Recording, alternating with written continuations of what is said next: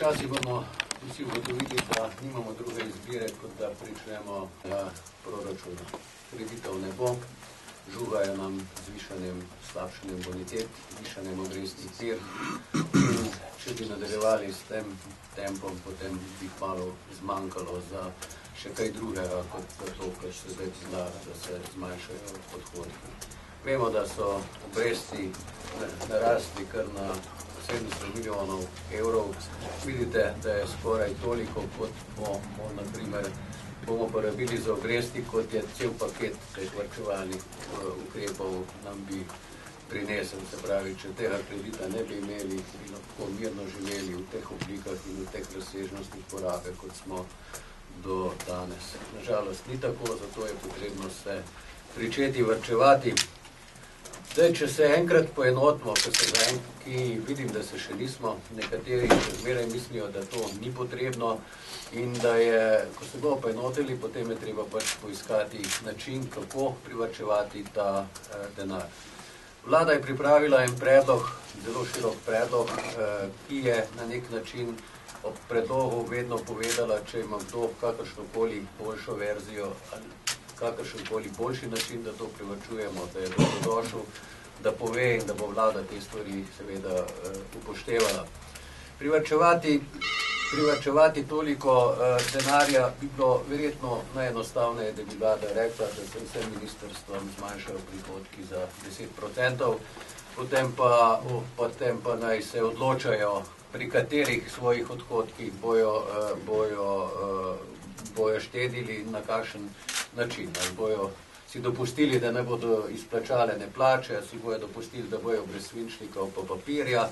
Na vsak način je ta predlog, ki je postavljen, je poskušal maksimalno upoštevati, da ne bi prizadeli najbolj socialno ogroženih ljudi v naši državi, da bi bil ta prispevek njih čim manjši in da bi jih čim manj prizadel. In zaradi tega je seveda kakršenkoli, kjerkoli bi več kot 10% predlagali zmanjšanje porabe, ne pomeni, da nekje drugje mora biti toliko več.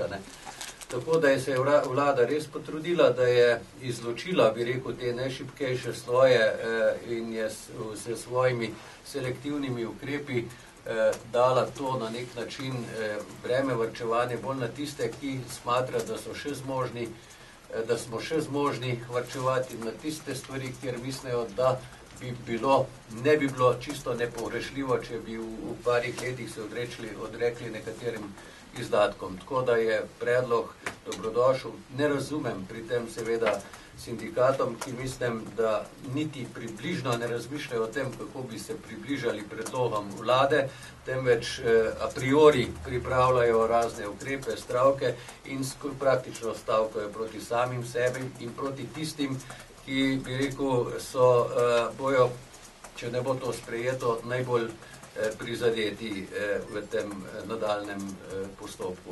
Tako da bi bilo pametno, da bi namesto štrajkov, da bi sedli skupaj, prešli skozi nabor ukrepov in naprimer se najdli na nekaterih točkih, prišli skupaj. Če bi imeli ta namen, bi lahko predlagali, bi kaj s tem spremembo, ali prevoza na delo, ali stopne pada, ali ta zadeva. Na vsak način bi bilo veliko bolj koristno, da se svojimi predlogi dopolnejo ta vladni predlog oziroma ustrezno spremenijo in sklenejo kompromis brez vseh teh groženj z vseh strani, ker moramo priznati, da strani vlade ni bilo nobenih groženj. Strani vlade so bile opozorila, kaj se bo zgodilo, če se ne bomo dogovorili o tem. In vedno je bila pred vprašanji, da smo pripravljeni se pogovarjati, do konca smo se pripravljeni pogovarjati. To je bistveno. Nekateri pa se pač niso pripravljeni pogovarjati, ker jim je ni mar za svoje ljudi, za svoje člane, temveč jim je samo mar, kako na nek način rušiti to vlado in s tem dejansko pahniti državljane in vse skupaj v položaj, ki bi postal neobvladljiv in bi res pomenil katastrofo za nas. Hvala lepa.